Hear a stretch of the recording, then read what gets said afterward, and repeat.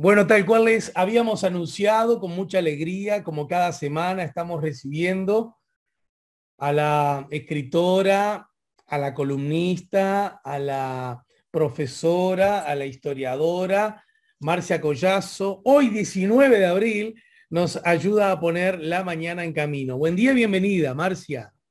Buen día, Ale, ¿cómo estás? Un saludo a toda la audiencia. Bien, bien, muchas gracias y gracias por ayudarnos a poner la mañana en camino. Sabés que yo en la escuela fui abanderado justamente del pabellón de los 33 orientales. Entonces, el Ah, 19 de abril tiene como una connotación muy especial para mí. que la verdad que sí, te felicito. Eso es algo para felicitar siempre. No, no, no lo decía con ese fin, sino para establecer un vínculo especial con la Y bueno, agraciada. pero sigue siendo motivo. Bueno, te cuento que es una fecha sin duda muy especial, pero de la que a veces no tenemos mayor conocimiento, sobre todo de las circunstancias y de las peripecias que llevaron a que se concretara eso que se llamó Cruzada Libertadora. Ujú. Porque justamente lo importante y lo difícil, convengamos, es poder meterse en esos momentos históricos, ponerse a indagar, porque una cosa es que vos digas, bueno, no, Juan Antonio Lavalleja, Manuel Oribe y un grupo en este caso, de cruzados, bueno, llegaron a lo que en ese momento la provincia cisplatina, porque estaba en manos del invasor, que había comenzado siendo portugués y luego termina siendo brasileño, y hace determinadas cosas y después se da el tan polémico abrazo del Monzón con Fructuoso Rivera, quien estaba al servicio del barón de Lecor, que era el Ujú. gobernante, en nombre de la facción brasileña, porque fue la que quedó finalmente. Eh, y como quien dice, toman el territorio y empiezan a presionar. Y bueno, 1825, 1828 ocurre la campaña de las misiones de Fructuoso Rivera, que se puede decir que se redimió en buena medida con esa campaña, porque también esa campaña de conquista de las misiones, que fue fulgurante, eh, si tú querés, introdujo un nuevo motivo de presión para la retirada de los brasileños. Ujú. Y 2 años después, en 1800, ¿verdad? Sí, está bien, 1800, independencia de nuestro territorio y la jura de la Constitución. Entre medio estuvo la Convención Preliminar de Paz, el reconocimiento diplomático internacional de un nuevo Estado, la intermediación de Inglaterra, que no tenemos que olvidar. Inglaterra estuvo presente en todos estos sucesos, inclusive en, digamos, la fragua de la Cruzada Libertadora. Hay muchos personajes directamente vinculados a los diplomáticos ingleses, como va a ser el caso de Trapani, Pedro Trapani, eh, que era un acaudalado comerciante radicado en Argentina, que puso sus dineros y puso también su interés en esta cruzada.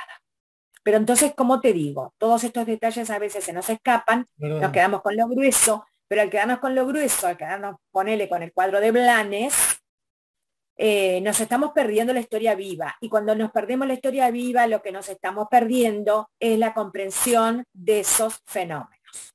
Entonces, lo que hay que recordar es que un 19 de abril de 1825, sí, un grupo de hombres cruzó el río Uruguay en unos lanchones. Lo digo de esta manera porque en realidad no se sabe ni cuántos eran exactamente, ni tampoco cuántos lanchones. Se supone que eran dos lanchones, y desembarcan en las costas de Soriano, en esa playa que pasó luego a llamarse en la jerga popular de la Agraciada, cuando en realidad se llamaba la Graciada, ¿sí? Porque era, bueno, era uno de esos puertos preferenciales de salida de los productos de las vaquerías y de la grasa. La cosa es que desembarcan ahí, hacen ese famoso juramento que quedó inmortalizado en el cuadro de Blanes, que dicho sea de paso, pensemos en eso, ¿verdad? Como también Blanes deja para la historia ese momento, eh, pero también podríamos pensar, bueno, ¿y qué le pasó a Blanes con esa historia, con ese tema, ¿no? Porque Blanes también es un pintor historicista. Ha pintado muchos acontecimientos históricos. Este es uno de los más importantes. Bueno, y juran, hacen ese juramento, que todos sabemos que ese juramento, la consigna era libertad o muerte, porque así los siguen repitiendo nuestros tiernos niños en la escuela. Libertad o muerte. Otra cosa interesante es que esa bandera llevaba los colores de la bandera de Artigas, entonces de ahí podríamos desprender otra línea, ¿verdad?, de interpretación histórica sobre, bueno, cuáles podrían ser los vínculos de esta cruzada libertadora con la vieja idea federal. Esa es otra pregunta abierta. Lo que está claro es que de esta manera comienza un nuevo ciclo revolucionario en nuestro territorio, que como dije, en ese momento era provincia cisplatina. Ya se habían retirado los portugueses, hay que recordar, esto no es menor, hay que recordar que ellos mismos van a tener su propia revolución a la interna, y en esa revolución a la interna va a triunfar la facción de un nuevo rey, que va a ser Pedro I, el hijo de Juan VI de Brasil. Vuelve la corte portuguesa a Portugal, se habían ido por la invasión napoleónica, recordemos, se habían ido a Brasil por la invasión napoleónica, miles y miles de personas de la nobleza. Vuelve el rey a Portugal y el hijo dice: eu fico, yo me quedo. Pero eso fue una revolución, fue la revolución que dio origen a Brasil, al imperio del Brasil. Entonces, claro, imagínate, eso ocurre en 1822. Y perfectamente los revolucionarios, los que habían sido, ¿verdad?, artiguistas hasta ese momento, que habían quedado bastante diezmados y aplastados por la invasión, ¿por qué no se iban a poder preguntar si ellos pueden, por qué nosotros no podemos? Si ellos se pueden dar el lujo de tener una revolución independentista, ¿por qué nosotros no? Entonces, esa es otra línea de interpretación, esa es otra pregunta abierta que dejo lanzada, que dejo planteada, que le dio ánimos a los revolucionarios rioplatenses y más específicamente orientales, y sí, evidentemente, pero que también reportó una buena dosis de violencia y de cinismo por parte del invasor ahora brasileño. ¿Por qué? Que decía, ¿Por qué lo de cinismo?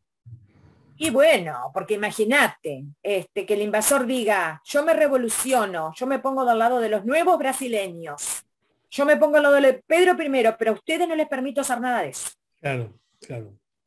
Bueno, entonces esas cosas eran las que estaban ocurriendo, no tenemos que olvidar, porque cuando pensamos en eso y en la indignación que seguramente despertó mucha gente, ahí es cuando empieza también a aparecer esa beta que te decía antes, de asomarse a las partes más profundas de la historia, de por qué ocurren las cosas.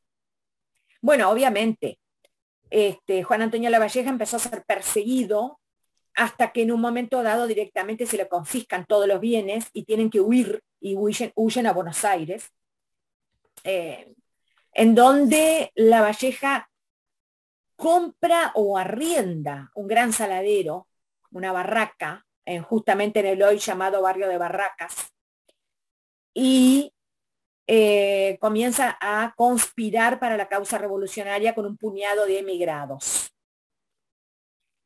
Pero quiero recordar algo más y quiero hacer una pregunta a los oyentes. A ver. ¿Qué piensan los oyentes? ¿Los oyentes creen que un grupo de 33 hombres, o 35 o 40, hayan sido capaces de desembarcar y avanzar en un territorio controlado por el Imperio del Brasil, y hayan sido capaces de reclutar hombres y de establecer nada menos que un gobierno provisorio a la vista y paciencia de los poderosos invasores? Porque esto fue lo que ocurrió. Y la respuesta es que no hubiera sido posible, que 33 hombres o un poquito más hubieran hecho todo esto. Había unas circunstancias internacionales que estaban presionando de una manera bastante sutil, pero también bastante clara, para que, bueno, también el Imperio del Brasil diera un paso al costado y abandonara sus pretensiones sobre este territorio. Y uno de esos padrinos en las sombras era Inglaterra. No es casualidad, no es casualidad que en 1828 Lord Ponsonby haya comenzado sus trabajos en pro de crear en América un nuevo estado, algunos dicen un estado tapón. Bueno, sí, en buena medida podríamos considerar que también quería crear un estado tapón, como para dirimir, ¿verdad?, las competencias perpetuas que había entre Argentina y Brasil por este territorio. ¿Y por qué? Esa es la pregunta, ¿por qué? Porque lo que quería Inglaterra era la reina de los mares, y era en ese momento la que tenía la mayor gravitación comercial y financiera de la época. Inglaterra quería comerciar y encontrar mercados sin trabas. Y la peor traba que se le podía oponer al comercio era la guerra. Claro. Y si en nuestro territorio seguían convergiendo las rivalidades de Argentina y de Brasil, nunca se iba a terminar la guerra. Entonces, hay que recordar eso por otro, pero todavía me falta algo más. Así como les hablé de la Revolución de Brasil, también les tengo que hablar de Ayacucho. En enero de 1825 se conoce en Buenos Aires, en enero todavía estaban, ¿verdad?, en Buenos Aires, La Valleja, Manuel Oribe y tantos otros. Cae como una bomba en Buenos Aires la noticia de que unas pocas semanas antes las tropas de Antonio José de Sucre habían derrotado al ejército españolista en Ayacucho, en el Alto Perú. ¿Qué es eso? Es el último combate contra el dominio colonial en el continente. No es nada menor. Ayacucho es un puntal de la liberación latinoamericana, de la revolución que comenzó en 1810 en varios lugares de América, del continente, y que, bueno, va a tener un punto final, vuelvo a repetir, del punto de vista continental.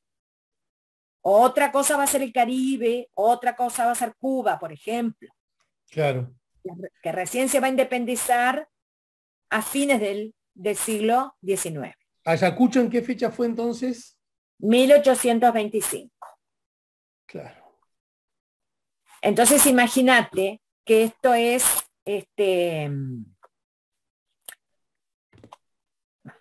esto es una cosa paradigmática.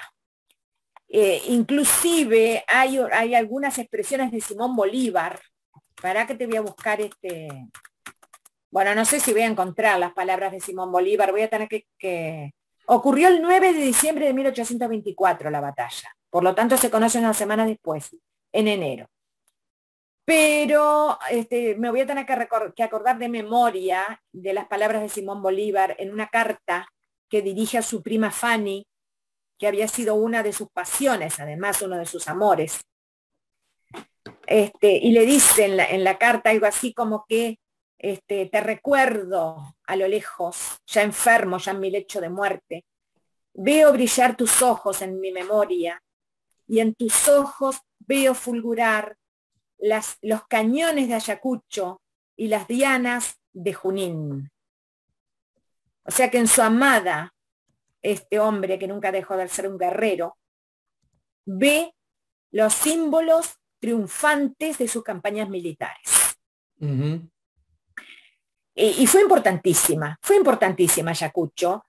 Y se puede decir que Buenos Aires fue una fiesta corrida durante muchísimo tiempo. Iban las gentes en procesión por las calles, cantando, gritando, aclamando a los héroes americanos. En cada tertulia, en cada esquina, en cada boliche, en cada café, se armaban peñas y brindis por Ayacucho y por la liberación. Entonces yo quiero que los oyentes se detengan en ese clima. Incluso se llegaron a hacer tropelías, ¿no? Como por ejemplo ir a la legación brasileña y romper el escudo. En Buenos Aires, ¿eh? Y la gente pasó por una transición casi natural de dar vivas a Ayacucho a dar mueras a la dominación brasileña en, bueno, lo que hasta ese momento había sido la provincia oriental. Entonces no se sabe hasta dónde no éramos hermanos todavía, no éramos todavía propiamente ni argentinos ni uruguayos. Claro. Pero ya se clamaba, ya se clamaba. ¿Y los orientales para cuándo, señores? Sobre estos Entonces, asuntos, sí.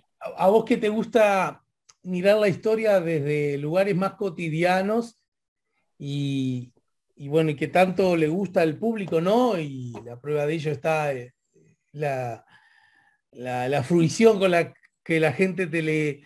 Cuando se habla de estos acontecimientos, ¿no? Entonces la revolución en Brasil, Ayacucho en Argentina, y la incidencia que todo eso genera en la banda oriental, ¿no? Como innegables estímulos que hablaban de un tiempo nuevo, ¿verdad? Sí. ¿Cómo, cómo se difundían esas noticias, esas ideas, esos acontecimientos? Siempre tengo la duda, porque ahora es una papa, pero en aquella época, ¿cómo te enterabas que en Brasil había pasado tal o cual cosa? ¿Cuánto tiempo después te enterabas que en Ayacucho ganaron las tropas de Sucre y así sucesivamente todo? Ni hablar cuando el acontecimiento era del otro lado del océano. ¿Cómo nos enterábamos de eso? Bueno, en primer lugar te digo, te enterabas. Te enterabas. Puede que demoraras un poco más, pero la gente tenía otra dinámica. La gente estaba muy atenta al rum rum de sus semejantes. No solo a los periódicos que salían con nombre y apellido de determinadas imprentas, sino también a todas esas noticias que muchas veces circulaban, no vayas a creer, en especies de publicaciones clandestinas que se repartían por las calles. Pero también, bueno, la gente que bajaba de los barcos, incluso hasta la propia tripulación de los barcos, aunque no bajara nadie, la propia tripulación de los barcos te traía desde libros prohibidos hasta las noticias más frescas, que además iban recogiendo por el camino. Y después está esa vieja costumbre, que parecerá muy menor, pero que no es tan menor, que los oyentes habrán visto, sobre todo en el interior del país. Hoy en día Montevideo no existe, pero en el interior sigue existiendo. La gente sale a la puerta a tomar mate, la gente sale a la puerta a comerse una picada, porque yo lo vi con mis propios ojos. Hace muy poquito estuve en Colonia del Sacramento y vi un señor que sacó para afuera una mesita con una picada y algo de tomar.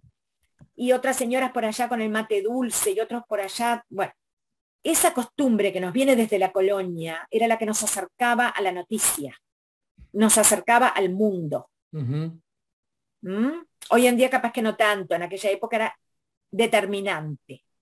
Entonces, claro, aún así, por supuesto, fíjate que esta batalla ocurre en diciembre, a comienzos de diciembre, y recién se sabe unos 10 días después en Buenos Aires. Pero cuando se supo explotó todo, literalmente. Y te das cuenta, esto fue en enero, lo de los festejos, y en abril ya están prontos para la acción, prontos para la acción. Era un pequeñísimo grupo, ya te digo, después veremos por qué se llaman 33, por qué se habla tanto de 33. Lo que está claro es que entre los que desembarcaron había 21 orientales, 3 argentinos, 4 paraguayos, 2 africanos y 10 hombres de los que no se conoce ni la fecha ni el lugar de nacimiento. Y además sus edades eran muy variadas, iban desde los 15 a los 70 años, y los lideraba Juan Antonio Lavalleja, acompañado de su hermano Manuel Lavalleja y de Manuel Oribe. Y por supuesto estamos hablando de personas que han participado en las luchas artiguistas, ¿verdad? Y sobre todo Lavalleja ha sido un importante oficial de Artigas que ha estado preso a manos de los portugueses en la isla de las Cobras. Y llegan, aparentemente hicieron la travesía en el mayor silencio. Perdón. Solo se escuchaba el rumor de las aguas. Hay quienes dicen, pero pasa que no eran de hablar. No, señores. hacían la travesía en el mayor silencio para no ser sentidos por las patrullas brasileñas Claro, claro, claro, claro. que navegaban por el río Uruguay, porque las patrullas brasileñas también se habían enterado, ya que me preguntabas cómo sabían las cosas, también se habían enterado de que se estaba fraguando un movimiento revolucionario. Vos decime en qué hora andamos. Sí, ¿sabes una cosa? Me estás haciendo reflexionar en varias direcciones, porque, y perdón, te estoy desordenando el plan inicial que a lo mejor tenías, porque ahora me puse a pensar, qué brutal, ¿no? Porque uno habla de estos temas, casi te diría inexorablemente todos los años y siempre hay perspectivas nuevas, ¿no? Blanes con la importancia que vos suscribías, que tuvo en el, como se dice ahora, relato acerca del juramento, del desembarco de los 33. Y yo quiero decir que yo soy hijo, digamos, de ese relato, porque en la escuela, cuando el maestro Vieira nos hablaba del desembarco, nos hablaba de la cruzada, hacía mucho hincapié en el cuadro de Blanes. Yo sé que para vos, claro, que sos mujer de la historia, de pronto te desconcierta, pero como también sos mujer de la literatura, quizás no tanto, en algún punto, a ver cómo lo expreso sin traicionar el espíritu de lo que quiero decir, el desembarco, para mí, fue mucho tiempo lo que Blanes contaba en el cuadro, ¿verdad? Quiero decir, casi como alguien puede vincularse a un hecho histórico a través de una producción cinematográfica, Te ¿no es cierto? entiendo. Sí, O a través de una novela histórica de Mario Delgado Paraín, de Tomás de Matos o de Marcia Collazo. ¿Entendés? Es decir, es como la puerta de entrada a esa atmósfera, a ese lugar, a ese mundo. Y una cosa que me puse a pensar es que Blanes, creo que el año pasado también hablábamos de esto, a propósito de Blanes, pero Blanes pinta el cuadro, obviamente un tiempo después, pero lo pinta 50 años después. Quiero decir, anda a saber si alguno de esos que estuvieron en la Cruzada Libertadora aún no estaba vivo cuando pintó el cuadro Blanes, ¿verdad? Está bien, la gente moría más temprano, pero seguramente fue gente muy joven, alguna de ellas, qué sé yo, no sé. Estoy claro tirando, que sí, ¿no? que había. Tiburcio Gómez murió muy viejo, muy de edad provecta, estaba vivo. Pero ¿sabés lo que pasa? Que todo lo que estás diciendo es muy pertinente porque hace la interpretación, porque así como existe la interpretación histórica, existe la interpretación en el arte, Ale. Sí, claro. Vos pensás en Carlota Ferreira, que también fue pintada por Blanes y que sé que la mayor parte de los oyentes la deben tener presente. Sí. ¿Era Carlota como la pintó Blanes? ¿O estamos viendo lo que Blanes quiso ver? Esa es una pregunta. Lo No, mismo. sí, sí. Lo mismo nos podemos preguntar, ¿verdad? Pero entonces, Blanes, ¿qué vio en este juramento? Por más que sabemos que se documentó hasta el cansancio, fue impresionante el trabajo de documentación de Blanes, aún así vio lo que él quiso ver, ¿no? Sí, sí. Entonces, O me permito agregar, Marcia, sin contradecir lo que vos decís, lo que quiso ver o lo que se necesitaba en ese momento histórico que el público viera, ¿no? también. Yo diría que que esas cosas pesaron, porque al ser un pintor historicista no es menor. ¿Eh? No te olvides que cuando hablamos de un pintor historicista, por más que no pertenece a la corriente del historicismo francés, no pertenece a ella, pero tiene una gran influencia, ¿qué es lo que se pretende transmitir a través del historicismo en arte? Bueno, se pretenden transmitir determinados valores y virtudes que se consideran épicas. Por ejemplo, la virtud del valor, la virtud de la entrega, la virtud del amor a la patria. La virtud de hacer un juramento que incluye libertad o muerte. Porque también tenemos tan internalizada la frase que a veces no reparamos en lo que significa. O soy libre o muero. Claro. Y es muy duro, y es muy duro. yo escribí un cuento sobre La Valleja, que se llama El fantasma de la carabina, porque está en mi libro de cuentos A balas hablo desgracia, donde yo hablo de las muertes de determinados personajes, ¿sabes? Y a partir de la muerte vuelvo para atrás. Y en el caso de La Valleja, me detuve mucho en este cuadro, justamente por todo eso que estamos diciendo. Y puedes ver, yo creo que podés ver hasta el infinito un montón de cosas. Si vos vas 20 veces a ver el cuadro, las 20 veces vas a ver cosas distintas. Y cuanto más te metes en esa historia, bueno, ni hablemos. Sí, claro, claro, claro. Porque vas descubriendo cosas. Pero lo importante es eso, ¿verdad? ¿Cómo lograron concretar esta gesta? ¿Con quiénes contaron para ello? También tuvieron que contar con recursos aquí, en tierra oriental, naturalmente. Es una historia, te diría, larguísima y con muchas puntas, porque todavía agregale, como dije al comienzo de esta charla, el polémico abrazo del Monzón. Cuando logran verse cara a cara, Rivera y La Valleja, y no es que no se vieron cara a cara de una manera amistosa. Pero bueno, todavía nos hacemos un... A bala, sable o desgracia, cuentos de mala muerte, ¿no? Bueno, hay uno que se llama El fantasma de la carabina, que es sobre Juan Antonio La Valleja, sobre todo sobre su muerte. Y ahí yo termino el cuento, si querés te leo, lo tengo acá a la vista. Dale. Las últimas palabras del cuento son: es verdad que según aseguran los que lo conocieron, los sillones de gobierno lo han tenido siempre sin cuidado. Lo de las batallas es otra cosa. Estas fueron asunto de libertad o muerte, como usted mismo dijo. Linda la consigna, linda la libertad. Lindo su nombre, que tiene arrastre y tono y hasta terminación. Estampado en la tela de esa pintura tan repleta de arena, una mitad en sombras y la otra en luz. Donde usted aparece con cara de profeta, rodeado de sus 32 hombres, tan mal dormidos como para que el sol les entrecierre levemente los párpados, y tan recién caídos en el mundo como para que si uno toca la tela, se le llene de río la palma de la mano. De gorgoteo de fierro, de sudor retobado.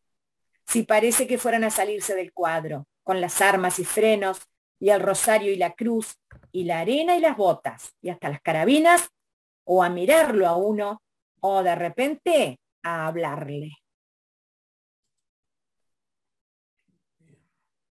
Te cuento que el libro en Mercado Libre lo podés conseguir por 250 pesos nada más.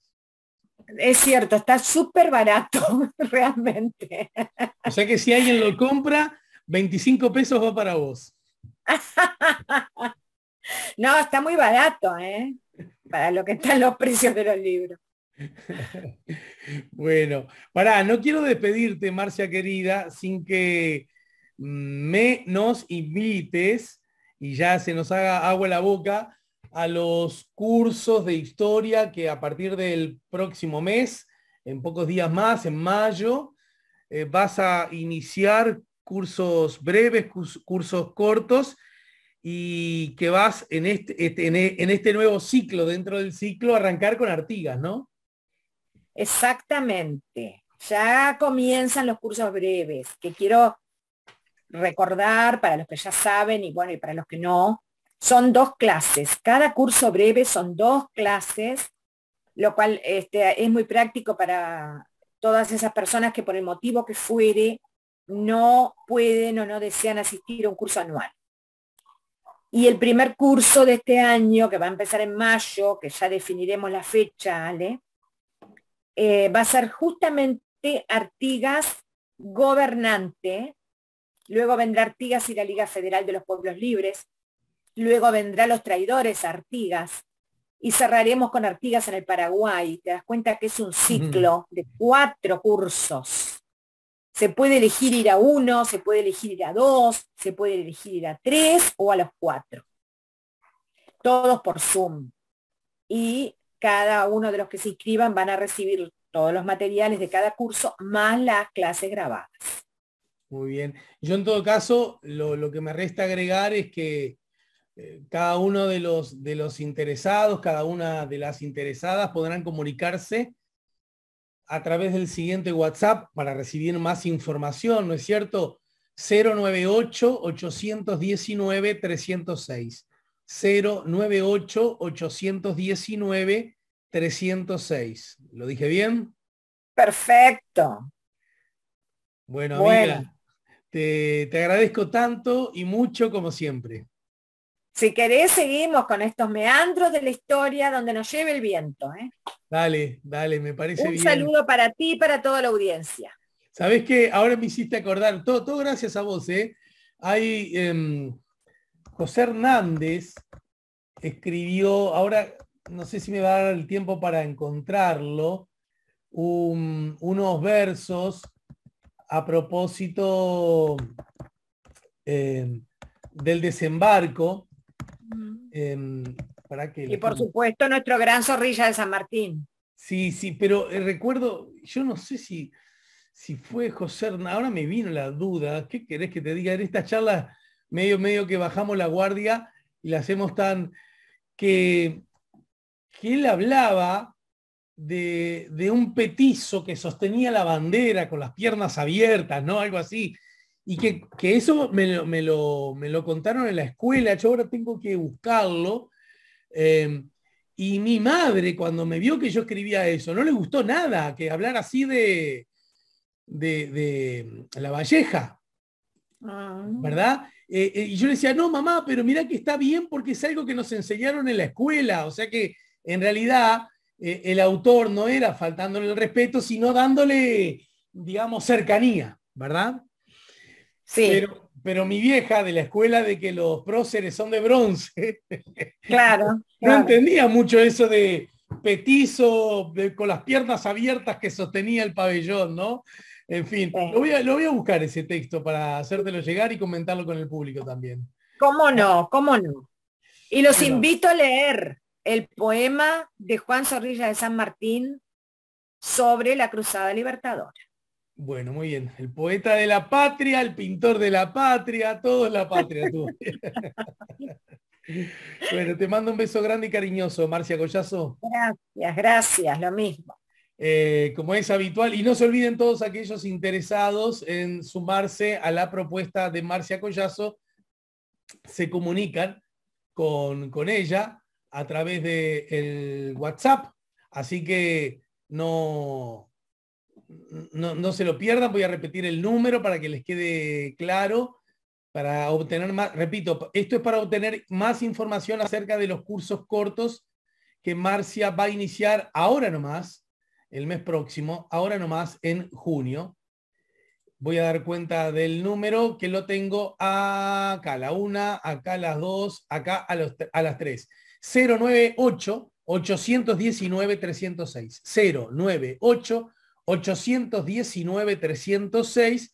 Bueno, ya lo saben, es el WhatsApp que le permite a todos ustedes, que nos permite a todos nosotros acceder a información a propósito de estos cursos. Estamos poniendo la mañana en camino, estamos en el 98.7. También estamos para el este del país, FM 92.5, FM Cielo de Punta del Este, y también, por supuesto, a través de nuestro canal YouTube, La Mañana en Camino, canal al que pedimos que, como siempre, se suscriban. Ya hemos superado la barrera de los 3.500, no nos queda tanto para llegar a los 3.600, así que con genuino derecho apuntamos a ese mojón. Y en todo caso, a aquellas y aquellos que nos siguen ahora mismo en la transmisión de nuestro canal, les pedimos que marquen el dedito para arriba con el me gusta correspondiente. Ya venimos.